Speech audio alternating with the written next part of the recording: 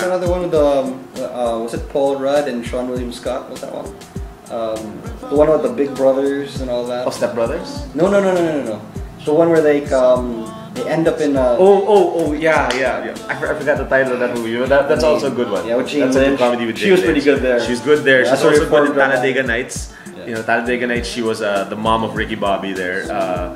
Because Jane Lynch is really good, you know. She's got great comic timing. She's really got great comic timing, and even though I don't watch Glee, I'm glad that she's getting recognized on it there. Yeah. So, and you know, the way they've explained why the government guys are hunting Paul is because they've finally gotten everything they want out of him. They've gotten all the knowledge from him.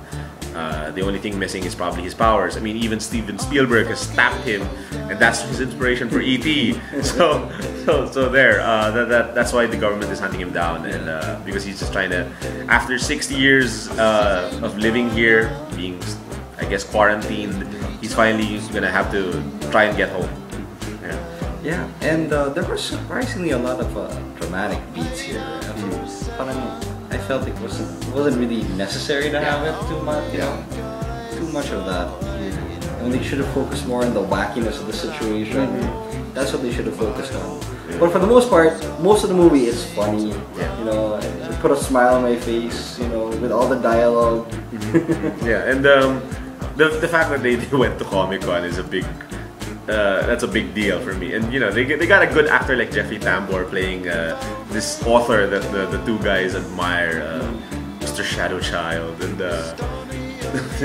because he in the story Nick Frost is a wannabe sci-fi writer, and Simon Pegg is his artist, and they present a drawing to guys like Shadow Child, and it's like 3 tits, nice. I wonder who they are like basing that on. I wonder which sci-fi author they were. I couldn't like. I was kind of trying to peg it then. Yeah, because it can be Gaiman, because Gaiman's very approachable. Yeah. Gaiman always is willing to talk to his fans. Yeah. And Alan Moore doesn't show up at sci-fi conventions at all. What's he ever? Yeah. Real standoffish because he's a warlock. Don't mess with that guy. Yeah, I was surprised, man. Everyone, all these parents that brought their kids. I know that was really shocking. I think these parents were thinking they wanted to bring their kids to X-Men First Class, but I think the cinemas were packed. Yeah. So they decided, let's bring it to a harmless movie like Paul. Little did they know. There's a lot of cussing. There's drugs in this movie. There's a lot of violence here. You know, there's aliens with 3 tits. So wrong move, Grandma. Yes. Yeah, wrong move. Folks, don't bring your kids. Yeah, no. And you told me earlier that it was rated PG-13. Yeah. I don't think it had any cuts. No cuts. It didn't feel there like was no cuts. Because there's no nudity anyway. So. Yeah, except for the aliens with 3 tits. But there was only a drawing, so it was fine. And an alien butt here or there. Yeah. You know, it's okay. Yeah, Paul mooning everybody. Yeah. So there. I still think because I've seen previous Nick Frost and Simon Pegg movies like Shaun of the Dead and Hot Fuzz, I still rank those higher.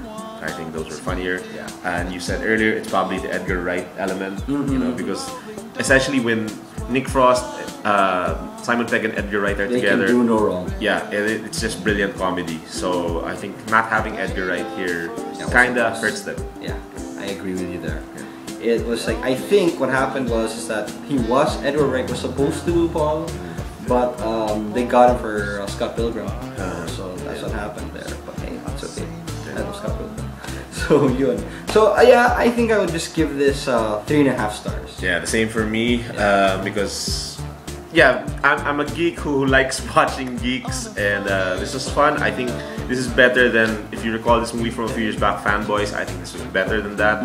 But again, if you compare it to previous Pegg and Frost films, collaborations, this is not good enough. Yeah. It's alright. It's okay. It's fun to watch. I think it's worth buying on DVD or watching in a cinema. But I don't think you spend Blu-ray. Yeah, I agree there. Yeah, what you said, man. So there. So anyway, next week it's The Hangover Part 2 and Super 8. Okay, so we'll see you then.